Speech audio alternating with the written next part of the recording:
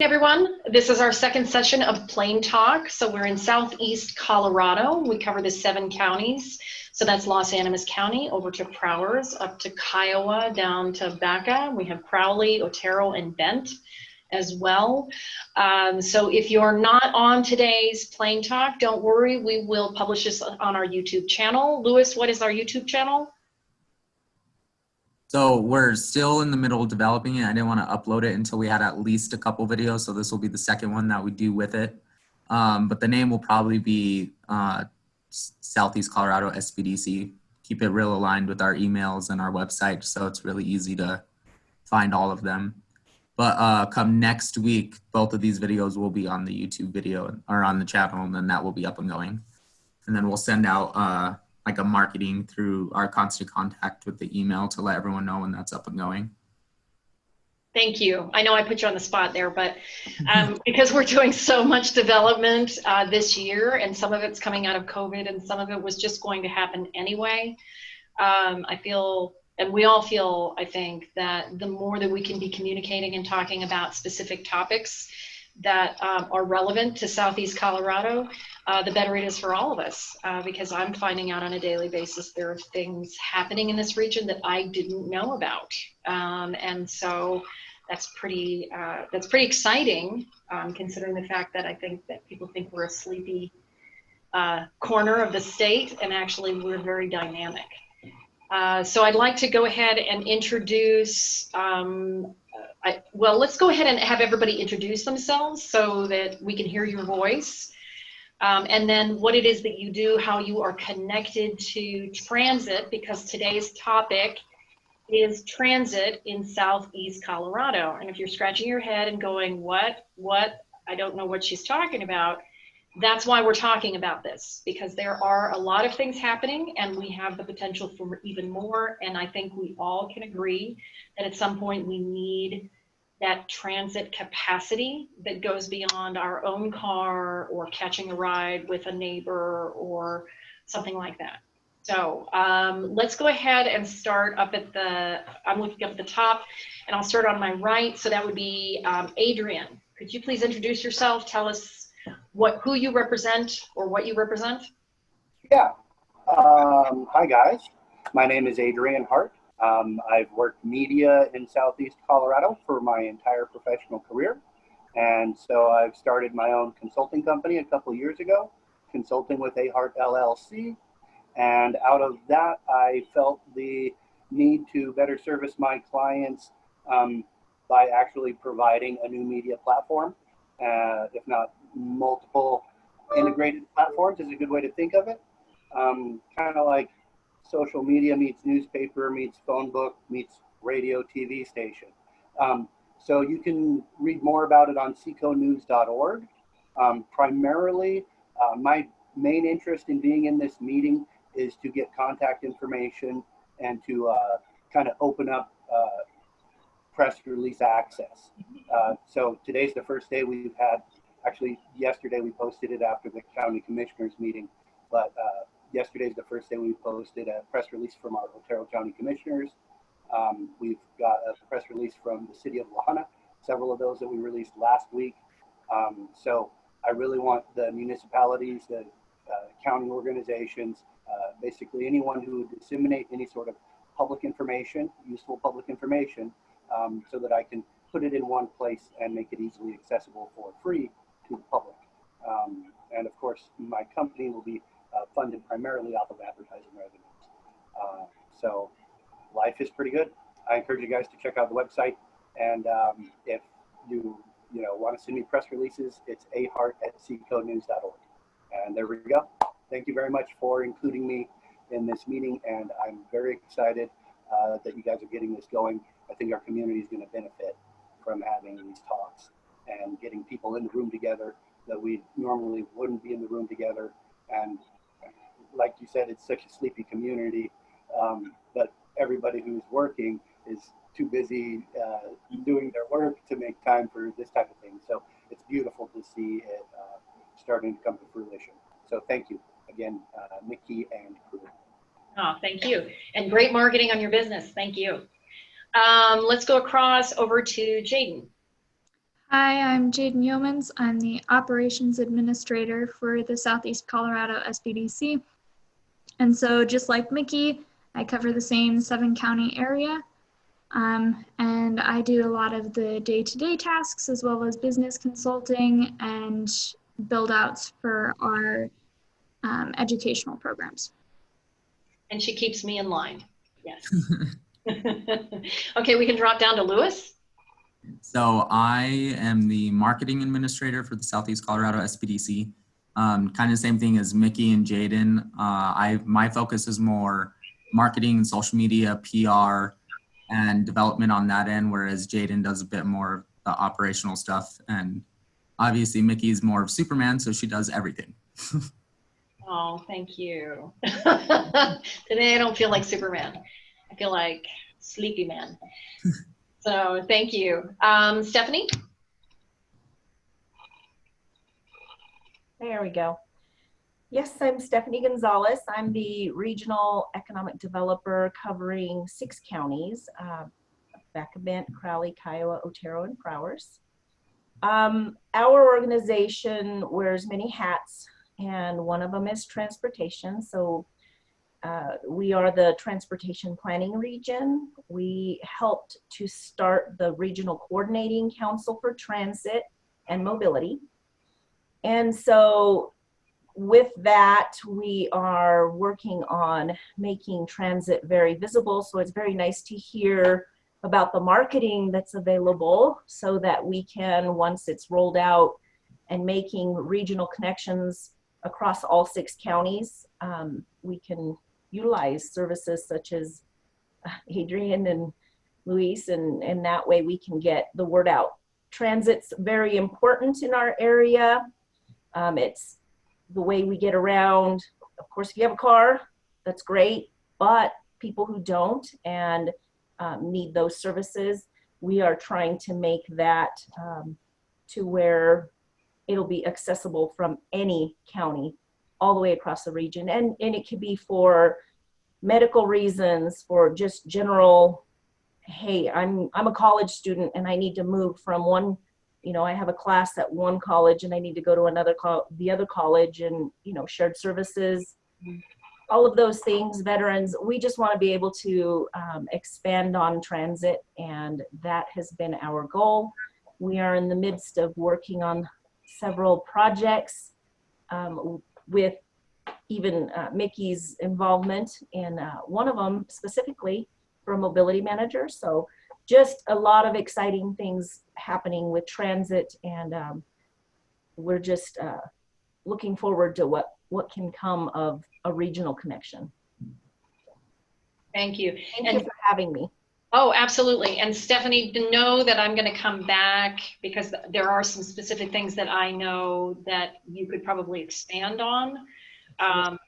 So be thinking of something, even if there's something where I don't mention it and you think it needs to be talked about, or you'd like to share that, this is an opportunity, because we are going to, this talk will be published, as all our talks will be. So if people aren't joining us today, they'll be able to join us tomorrow, the next day, and so on. That's great, because I can share exactly those projects that we're working on and how that'll work. So Awesome. Thank you. Thank you for taking the time today. Sammy. Hello. I think I know everybody on this call, but I'm the director of the Benton County Development Foundation. I do economic development for Benton County. I'm involved with regional economic development. Stephanie and I work closely on a number of projects. I'm also connected with SBDC as a consultant. So Mickey, Jaden, and Lewis and I are all working together on quite a few projects as well. My connection to transit is I sit on the Southeast Transit Regional Coordinating Council, and we've been in the process of developing a number of resources for the current transit systems that exist throughout the region. And I think in a common theme amongst all of our meetings, at least over the last few months, has been the possibility for expanding those services and providing better resources and better connections. So I obviously think that it's a important topic, and I hope to see it move forward. Wonderful. Thank you. And for those of you who don't know, I'm Mickey Lewis-Gamici. I'm the Regional Director for SBDC for Southeast Colorado. And I can now officially announce that I have been contracted through CDOT for their RISE program. And this is to represent Southeast Colorado at the state table and ensure that we are bridging some gaps in conversations. Anyone who has spent any time around me will hear me say that I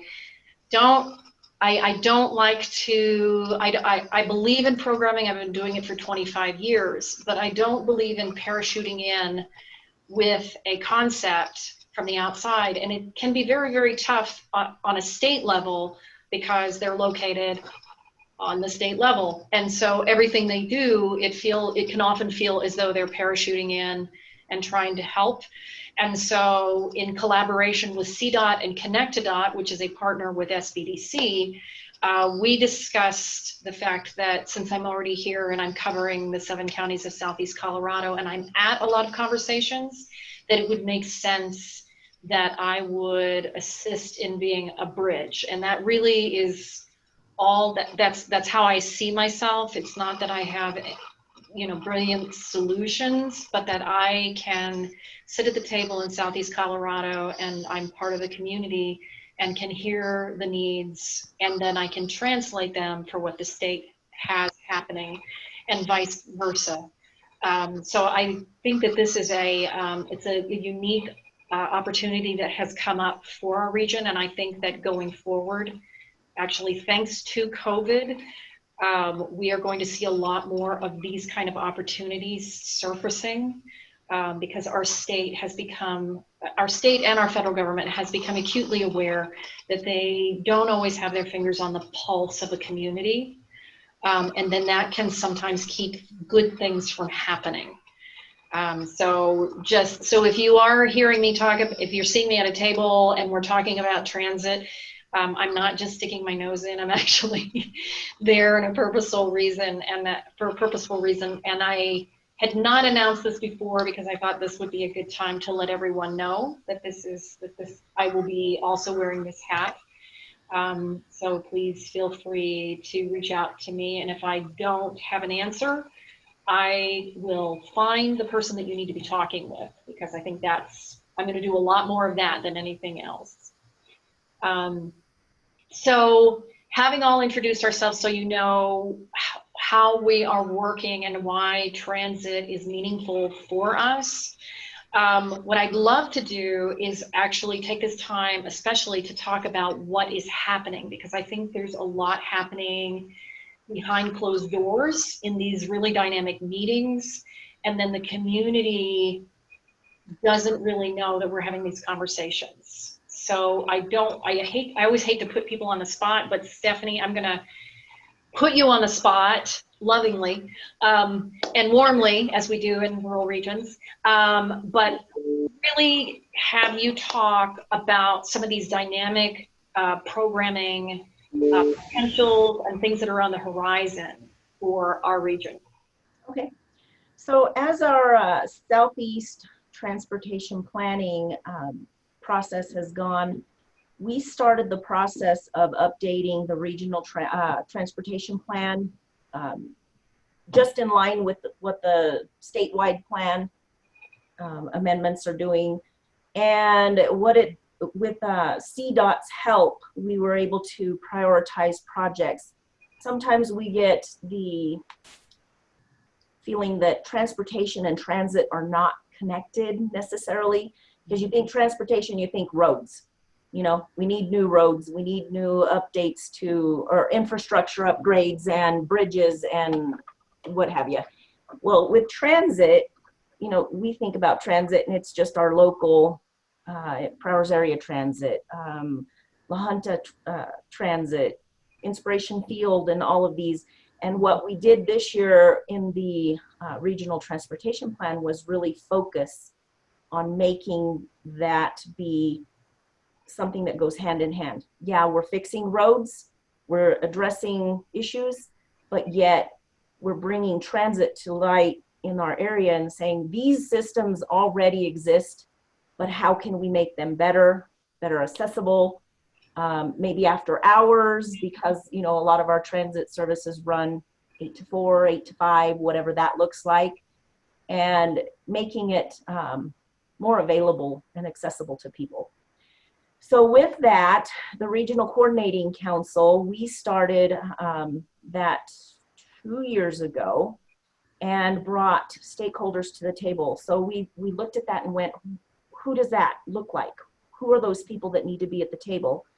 We brought from the region, the 6 counties, we brought in the transit providers, we have economic development, so Sammy and other economic developers from the different counties, the hospitals, the colleges. What are their needs? What are we looking at? Veteran services, our developmental services, all of these things, and really started to talk about what are our priorities in this mobility world that we need. And it's come a long way. It's now to the point where we've created a writer's guide, or we're actually working on the writer's guide. We haven't released it, which will show all the different connections. Many people aren't aware, unless you've seen the bus, the Bent County Transit bus that runs from La Junta to Lamar and provides a valuable service to people who need medical services going either direction, or even people attending classes at either of the colleges. So those are the types of things that we need to make sure that people are aware of, that if you don't want to have to drive, these are the services and these are the times that they will pick up, these are the stops, and making that really, they do a very good job, but we want to help make it better and help people know where they can make these connections. Right now, Highway 50 is covered very well by that service, and our local counties each have their own services that they provide within their counties. So we have a very big gap between Kiowa County and Baca County coming into Lamar, or even just running 287, all the way up. Bustang Outrider is another service that people are now aware of. You've seen the big black buses, or they're not really big, but they're very nice looking buses that you can ride now all the way up to Colorado Springs. So these connections are there, and we just need to make sure that people are aware of them. So we started with the identifying the services. We brought people to the table. They all had input, and we started to develop a plan. We have a website, which we have not yet launched officially, but hope to do that very soon.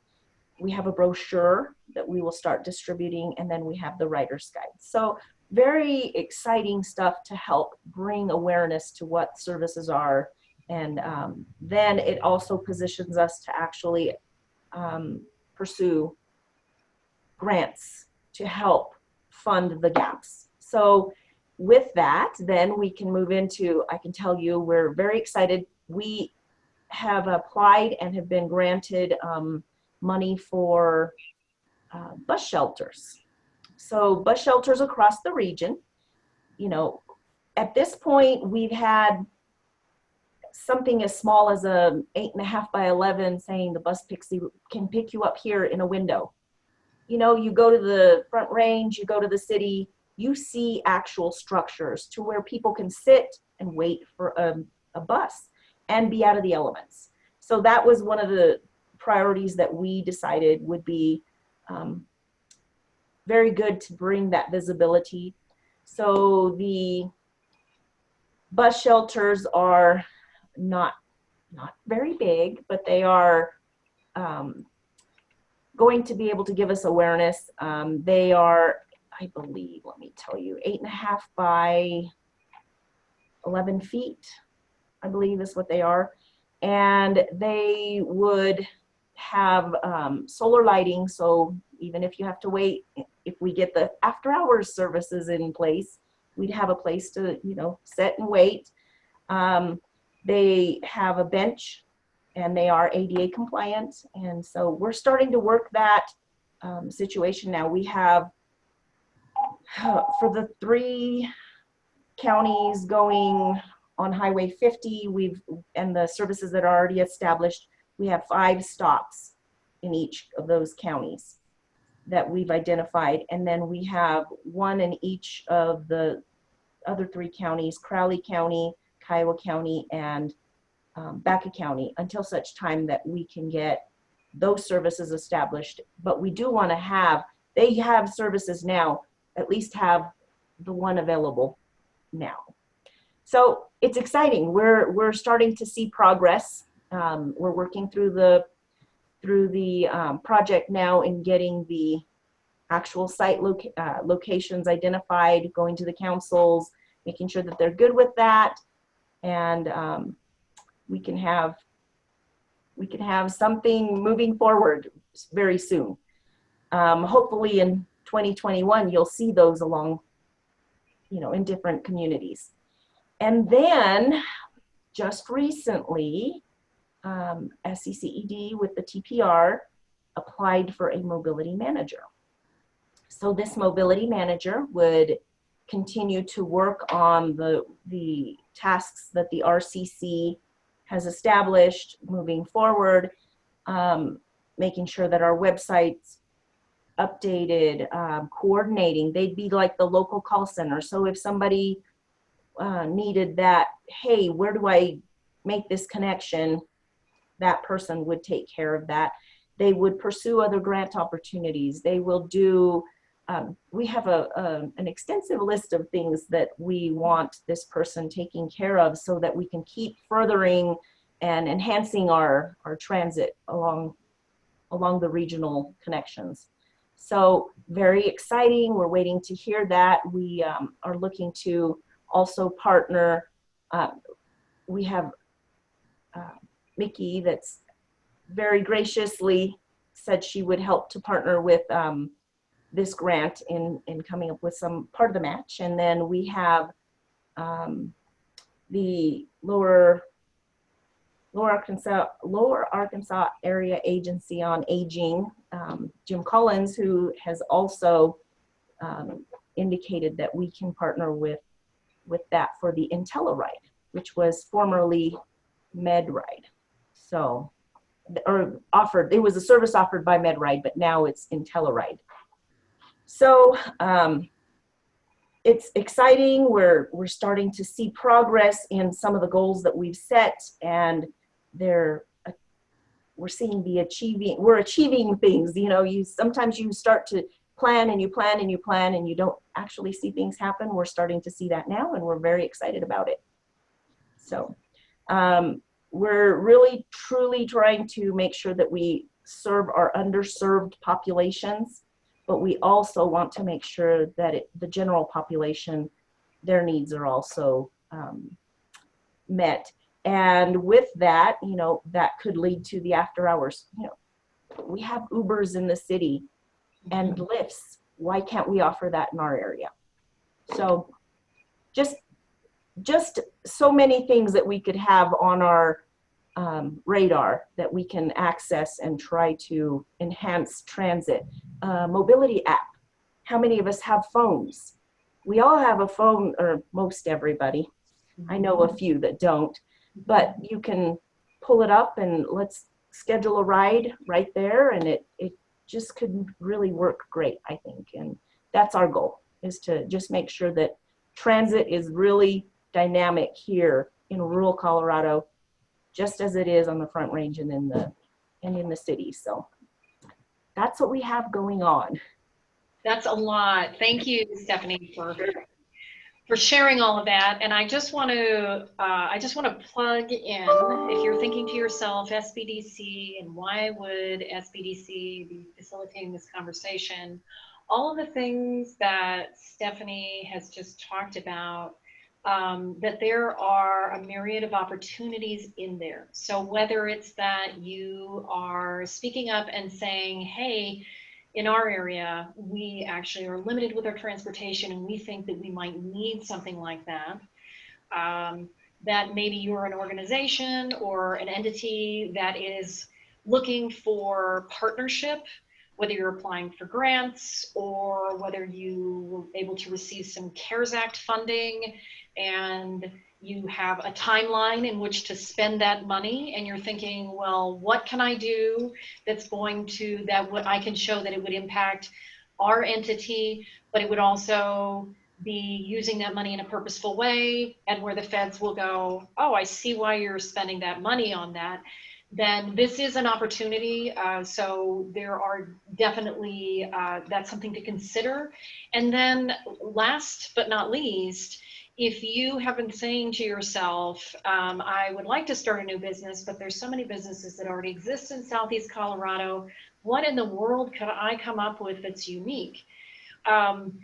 We do have this great space, this capacity space for transportation. And if you're thinking, oh, transportation, I don't know how this would work and I don't know how to get this started, keep in mind that in the role that SBDC has in our partnership with Connect to DOT, but also in the additional role that I've taken on as regional director to connect us to CDOT, it never ceases to surprise me the funding opportunities or just the logistical and partnership opportunities that might help support starting a business that travels on the road.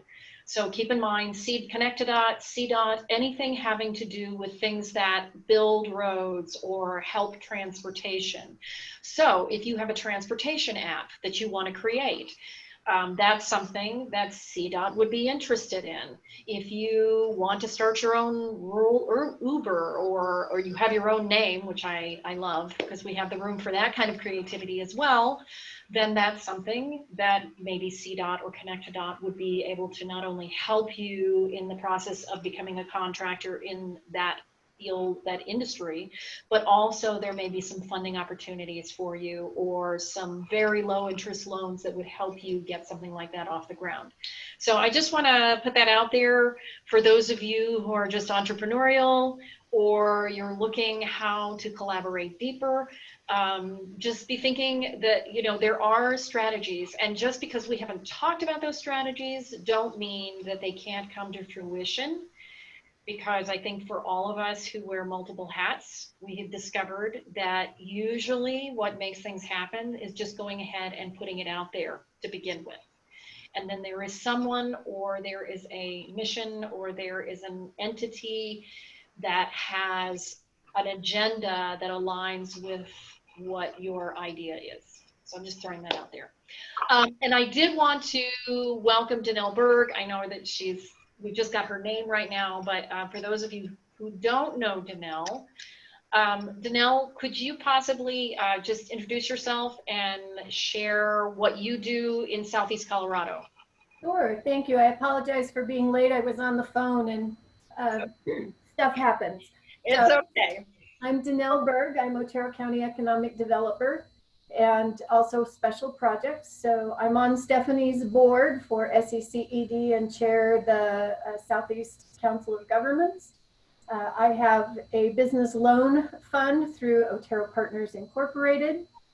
I'm also, gosh, it's a short list, right? Probably the best use of my time and what I have to offer for Southeast, for the Southeast businesses is the Business Loan Fund. And it is a grant that's been funded to Otero County, administered through Otero Partners. And right now we have about $250,000 that we can loan, and also about $300,000 on a revolved loan fund. So we are about 22 loans is what we have right now, and 4 in the hopper. So we work side by side with SBDC. Folks who want to start a new business, I refer them to Mickey's group. to get started on their business plan, cash flows, things like that. And then when they're in a position to have those things complete, they fill out our application, and we go through our process to hopefully fund them, and then follow them through to see if there's other things that they might need assistance with, whether that's marketing or other consultative purposes. And we circle back to the SBDC in order to do that. So that's how we interact with each other. Thank you so much, Danelle. And this is a perfect example of when you hear people in Southeast Colorado saying we wear 19 hats. We do. I don't think there's a single one of us who isn't involved with other missions and movements within Southeast Colorado. So the unique part, I think, about doing Plain Talk is that even though we have 7 people on, you actually probably have 25 people because we represent all these other things that are happening throughout the region. So don't be fooled by a small number of faces. There's a lot of magic happening here.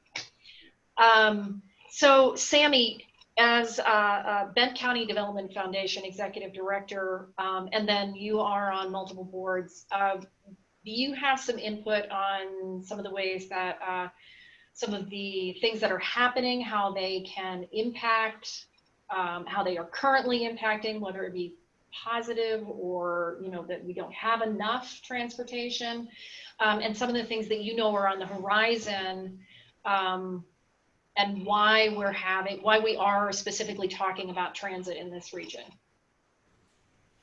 Yeah, so I guess a little bit of history. The reason I came onto the RCC board is because I started getting into numerous meetings where transit always kind of kept popping up. And I don't really remember if it was Calvin or Stephanie that asked me to be on the RCC council or not. But at one point, you know, I was having a discussion, and I was invited onto the board, and what my realization was that they had already had a number of meetings at this RCC board that talking exactly about what probably 10 other meetings that I'd been in had been talking about the need for transit. And so I think that what I see a lot is in this region is duplication of efforts. And like was said at the beginning of this meeting, you know, there's a lot of things happening behind the scenes that the general public is not aware of. And it's important for everybody, you know, to understand that, you know, things are happening, and that, you know, there are ways to get involved, and there are ways to collaborate. As far as like things impacting, like I think that the RCC and the work that they are doing has the impact to do, or the ability to impact a number of projects that are currently going on. For a really good example would be, I'm currently working on a small business incubator project, and it's located at the Fort Lyon campus. Well, if somebody wants to participate in that program but doesn't have the ability to get there, that's a major impact.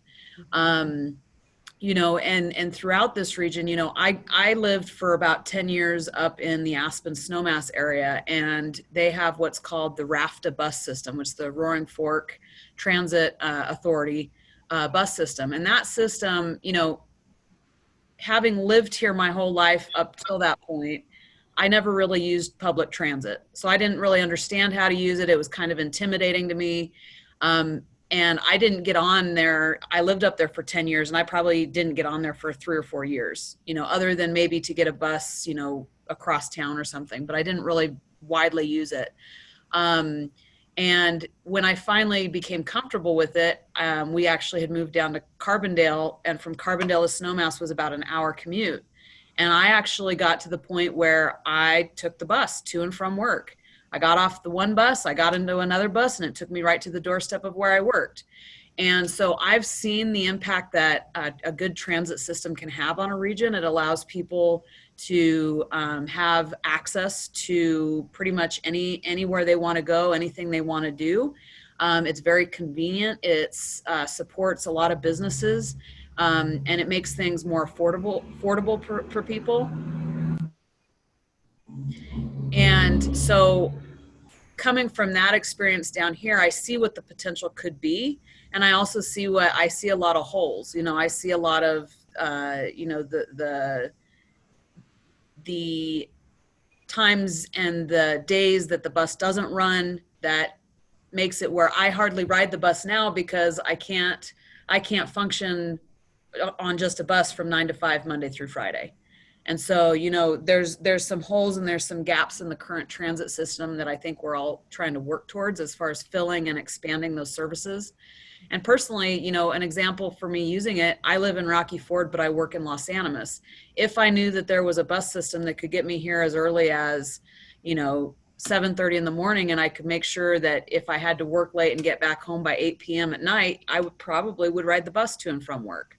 But there's a lot of those things that are just not possible because of the limited transit systems that are currently here. But I do see a big impact that transit could have as we continue to build it out.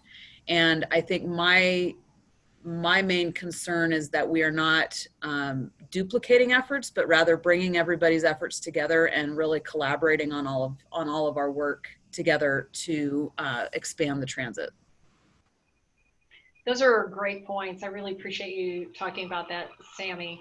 I want to, because I know that both Lewis and Jaden live within our region, but not in the respective areas that those of us who have spoken are living in currently.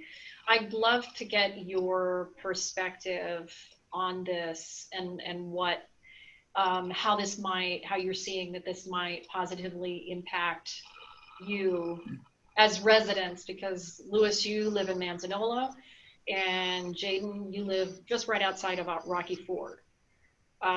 So let's start with Lewis, and what are your thoughts? So I actually do live in La Junta and not Manzi. Oh, I thought you lived in Manzi. I'm so sorry. My parents are from Manzi, but same difference though. So I was actually talking about this yesterday with like my older sister. So say she lives in Manzanola, but she's wanting to restart school here in La Junta. But if she's having to go to work and then go to school and then be home to do all this other stuff, then she obviously can't be in 4 places at once. So the opportunity to have a transit system that would go from Manzi to La Junta would then give her the opportunity to put all of those like different errands that she has to do into one sitting. And I know for myself specifically too, like I do live here in La Junta, but a lot of times I go without my car because it's kind of old. So I just walk everywhere. And I know walking from home back to the college, back to the house, to work and other places, having the bus system itself would eliminate, I know, at least an hour worth of prep time that you have to leave early in order to make sure that you get there on time. And then you have time to actually prepare yourself for work after walking in the heat or something like that. So I know that would be incredibly beneficial coming from a personal perspective. And then if you take migrant workers and put them in that same category, you have a lot of migrant workers that are constantly in the heat all day and they're constantly walking around and having physical activity. So at the end of the day, if they have to walk a couple miles home, that might be the piece of hay that breaks the camel's back, you know? So I think it's important it pulls the extra stress out of having to get to and from where you need to go because you're already going to be stressed out once you get there, you know? No, I think that's a great point.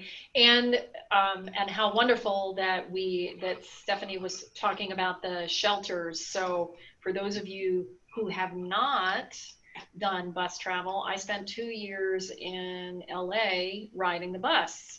And believe me, you know, you may not, on a nice day where the air is just perfect and there's no thunderclouds and no hail or snow or heat, you don't really think you need a shelter. But as we know, wait 5 minutes and the weather will change in Colorado. So that's really amazing that we have that option.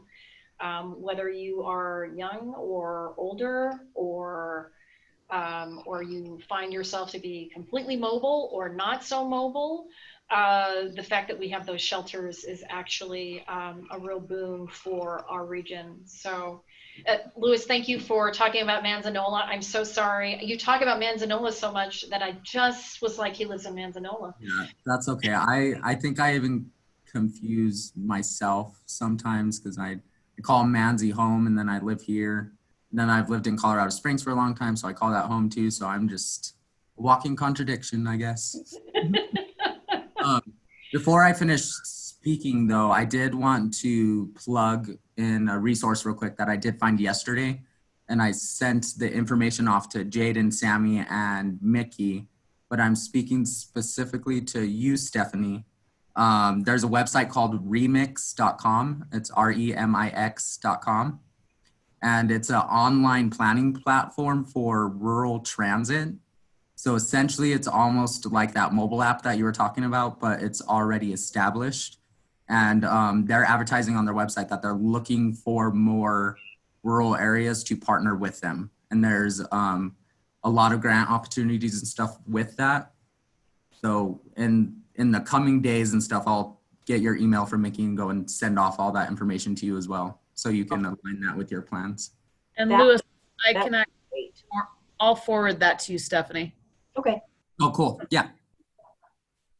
Yeah, we're always looking for opportunities to be able to expand on what we're already working on, and why reinvent the wheel?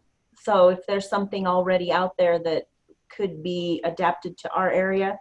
Right. Well, and that's what I was thinking too, because I kind of deep dived on the website a little bit yesterday, and it's extremely intuitive. So if we were to, or you were to take everything that you were kind of thinking to develop yourself and then aligned with them, then they might have a lot of opportunity that would could end up helping the transit projects. Great. Thank you for bringing that to my attention and sharing. So good. And to once again plug that this is an opportunity for ideas to come together on specific topics. If you, if you're a watcher or a listener on the YouTube channel, know that you can reach out to southeastcosbdc.org. That has phone number, contacts, email. You can actually contact us straight through the website. And please don't be shy. Share your idea or your information because, as you can see, we have very knowledgeable people on this particular conversation today. But even in that, one person had information and they shared it with someone else. And who knows where that can lead. So don't think that your idea is too small or too big or not interesting enough. Just go ahead and reach out to SBDC and we'll make sure to connect you with the right people so that that idea can be passed along. Just another plug for sharing ideas and communication in Southeast Colorado. And speaking of welcoming ideas in Southeast Colorado, I just wanted to point out that Kathy Garcia has just joined us. Obviously, the middle of the week is a very busy time right now for everyone. Kathy, since we're going to be publishing this on our YouTube channel, I'd love to have you introduce yourself for those of you who haven't worked with you or don't know what you do. I hope that's okay.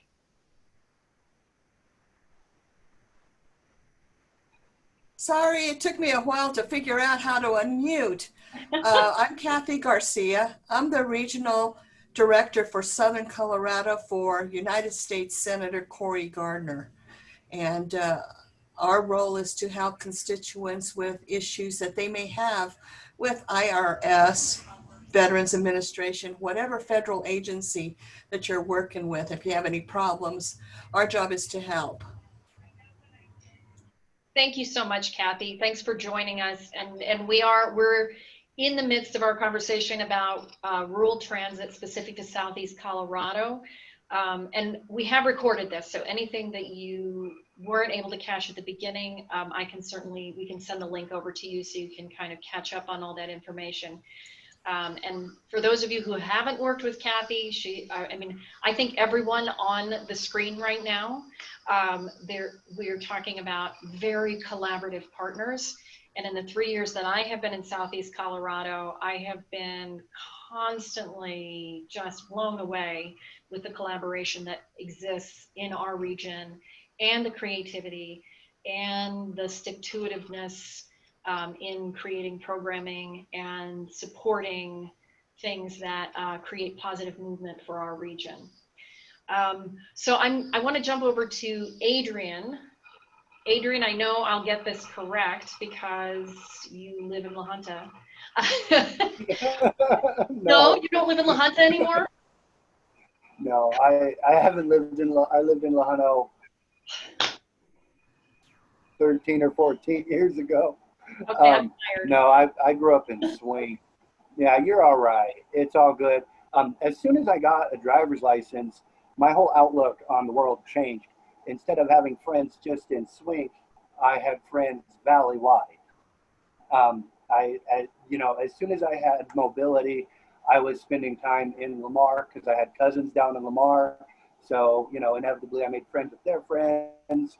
And, you know, and I drive to Pueblo because, well, they had a big theater and a drag strip and all the stuff a 17-year-old boy is excited by.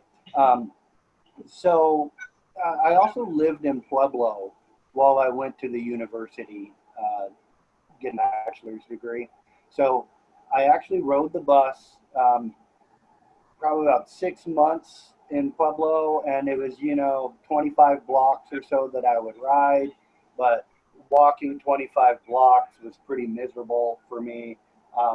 So, you know, it was, you know, whether to the grocery store or campus or whatever, I could ride the bus. And because I had a student ID, it was like 50 cents or whatever. It was really cheap, super affordable compared to the other options.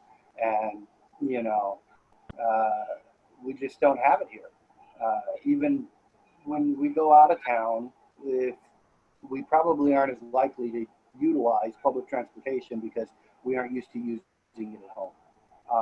I know one of my best concert experiences up in the Denver market. As soon as my friend taught me that, boy, you get a hotel as soon as you get into town, you get the cheapest one off the interstate that you can walk to the light rail. And then you ride that light rail for $11 down to the venue. And nobody has to be a designated driver. You know, it's a lot more fun than having to figure out transportation in a city that you don't normally get around in. And it's, you know, it's daunting to be the Hicks from the sticks and to just go up to Denver for the weekend in the first place. And it would be phenomenal to see more public transportation, even if it does have to arise out of the private sector. I've seen a couple taxi companies try to survive down here, and they weren't long-lived. So, you know, I'm optimistic as far as the bus staying and programs like that. I'm very excited to hear about the shelters over the bus stops because, yeah, having used it up in Pueblo, a rainy day is really tough if you're trying to keep your laptop dry. And, you know, you aren't going to use the system when there's a risk of running your equipment. So anyways, it's nice to see this group talking, and I don't really know what else I can add aside from I had positive experiences in metro markets using what public transportation was available, from a bus system in Pueblo to the light rail and the trolleys and the buses in Denver. And it was all a tourism thing in the Denver market. And in Pueblo is primarily getting necessities. Like I say, going to the grocery store, going to the campus, and going to work, flipping burgers, you know. So I could see our community could benefit from it. And I already got on that website, Lewis, theremix.com. And I noticed one of their partners is CDOT. Of course, that's the Chicago Department of Transportation. So that was really cute. So I wanted to share that. So we got to laugh in. Well, I appreciate, because I think that when we're talking about transit, we're looking at it, I think with any subject, it's kind of like looking at a globe and you're holding that in your hand and you look at it from one side, you see one continent, and and shoreline and bodies of water, and then you slightly shift it and all of a sudden you see other things. And so looking at transit in multiple ways, so whether there's programming coming on, or there is or we're developing programming to support transit, or just putting in the minds of the listeners and watchers what transit would look like. As a student, opportunities for entities to partner in transit, to encourage more traffic, more consumers, greater student bodies, so greater enrollment. All of those things are all components. So talking about it from a student perspective and from a tourism, because I get that sometimes we don't identify Southeast Colorado maybe as a tourism area, but if you actually look at the map, we have a ton of opportunities for either outdoor activities or for historic landmarks, and for tours and museums. And all of those things, you can reach that by using public transportation. So something to consider for now and what the capacity that we have at the moment, and then something to consider in supporting for the future, what that might look like. What are the things that you're not accessing now? What are the events that you're not going to now because you're thinking, oh my gosh, the parking, oh my gosh, I'm gonna have to walk. But if we are coming together and really wrapping ourselves around transit, those are some solutions that could arise in our support of what we currently have, which then leads to the potential for it growing, because the more people who use, the greater it is, the easier it is to show the great need that we have, and therefore we have the ability to expand. I could jump in for just a minute. Please do. One of the many hats that I wear in our community is a nonprofit dance school in the Rocky Ford area that offers dance lessons to students in low-income families. And one of the highest reasons for dropout from our school is that the family cannot afford the gas to get the child to the classes. And so that is just another facet to this transportation discussion, is we have a lot of nonprofit resources for families, for individuals, that people cannot take advantage of simply because they can't reach them. And Jaden, just so that people know the name of the nonprofit dance school that you have. It is By His Grace Worship Dance School. And that's located where? It's in Rocky Ford. Right now we are hosted by Free Will Church and Ministries, but we are working on building our own studio as well. Okay, wonderful. Never miss an opportunity to market whatever you're doing, because it looks like there's only a few of us right now, but when this gets published, who knows how many viewers and listeners and watchers we will have. Danelle or Kathy, do you have anything that you, because I know you were, today you were kind of stretched, and is there anything that you might want to add to the conversation just in these last few minutes that maybe will help round out this conversation about transit in Southeast Colorado? I guess my only concern is something that I brought to the attention of our Washington, D.C. office, is the fact that you have transportation for Medicare patients, transportation for VA, transportation for others, but yet you can't combine them because of the rules each of those agencies have. And that's something I think, especially in rural Colorado, I think if we had one big bus or taxi or whatever that can take all of them, and then you just break it out, that would help our system a lot better. Oh, that's an interesting point. I didn't even think about that, but I could see how that would get in the way of creating that unification of transportation. Excuse me, I'm gonna sneeze. Bless you. I don't have COVID. I promise you. It's very ineffective the way they work this out. So, you know, that's something that I'd like to see changed, but I've got to work through our Washington office. Well, that's, thank you for sharing that, Kathy. Not just a challenge that we have for the region, but also the fact that you address that for the region. And we really appreciate that. And certainly, if there's any way that you feel maybe as a voice for Southeast Colorado, that maybe there could be some opportunity to use that voice effectively, please don't be shy, because we have some very learned individuals in this region that are very passionate about many things, and one of them being transit. So thank you. Danelle, did you have anything that you wanted to add? You know, just a couple of things from listening to everyone is that the Southeast region is huge.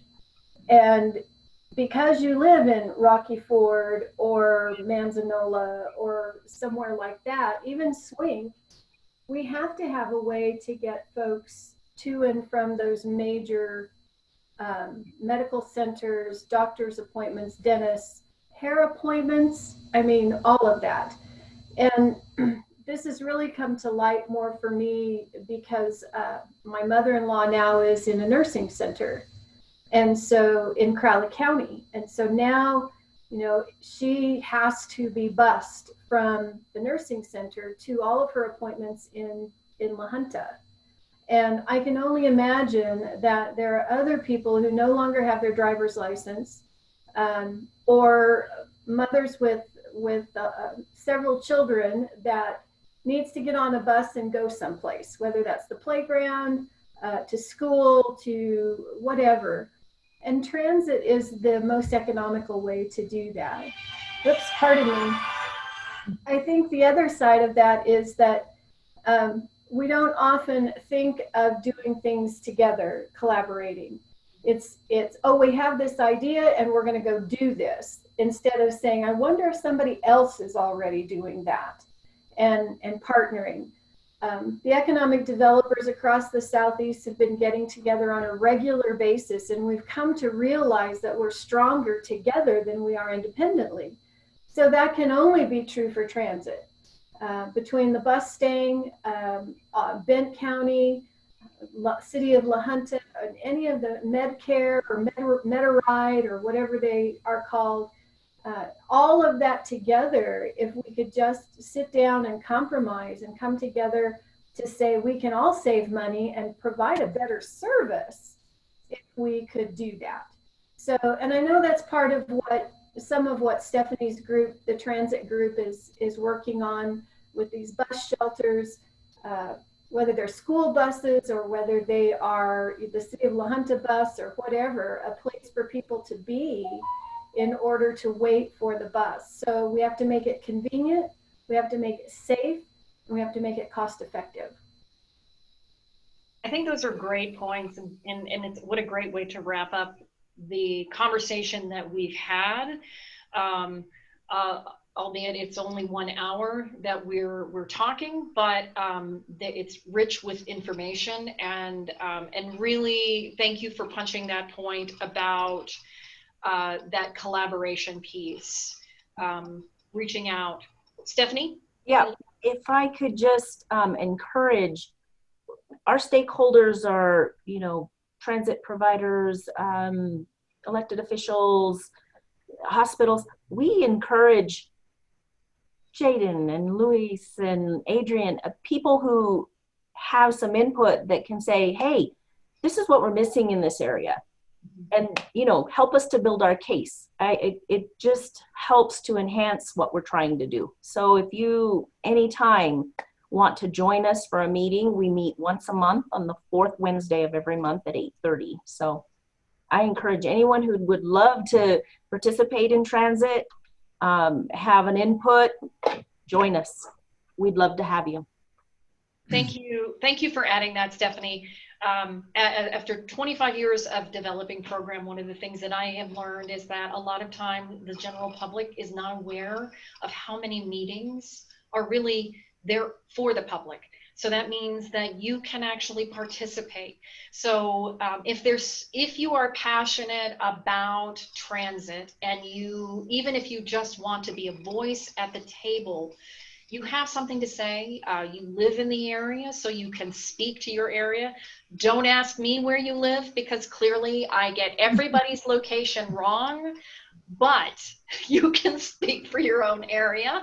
And who knows what talents you may bring to the room that we've been missing. And I say that in Weave as a collective, because we have a lot of missions, and surely over this next year, as we continue to grow Plain Talk in Southeast Colorado, we will have lots of different topics. So I do want to encourage you as viewers and listeners and community members, if there is a topic that you would like to know more about, if there's a topic that you're passionate about, how you want to get involved, or there's something where you feel that there needs to be more attention, we really, SBDC is inviting you to reach out to us. So you can reach out to us through www.southeastcosbdc.org. You can either email us, send a direct message, or just pick up the phone and call us. Because we have a general idea of some of the topics that we believe that the region cares about and is focusing on, but we are, none of us, I don't think that you would find that any of us would say we're the experts about everything. And so a lot of what we need and how to have this conversation be effective in our region will come from you. So at the top of, here we are at the top of the hour, and I want to thank everyone who participated today: Adrian Hart, Luis Ramirez, Danelle Berg, Kathy Garcia, Jaden Yeomans, Stephanie Gonzalez, and Sammy George, who unfortunately had another meeting that she needed to attend. We thank you for joining our second Plain Talk in the month of August 2020. Please look for us on YouTube, and we want to hear and talk with you. Have a wonderful rest of your day. Take care.